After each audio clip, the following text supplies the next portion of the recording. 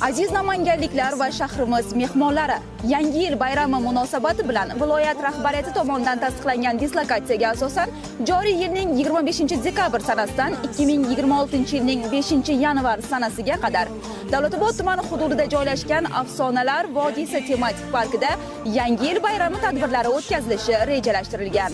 Shu munosabat bilan tuman hokimining tegishli farmoyishiga asosan bayram tadbirlari o'tkaziladigan kunlarda Afsonalar vodiysi parki ichidagi yo'l G'irvonsoy ko'chasida, G'irvonsoy G'alaba va G'irvonsoy Islom Karimov ko'chalari kesishgan chorrahalar oralig'ida avtomobillar harakati vaqtincha cheklanadi.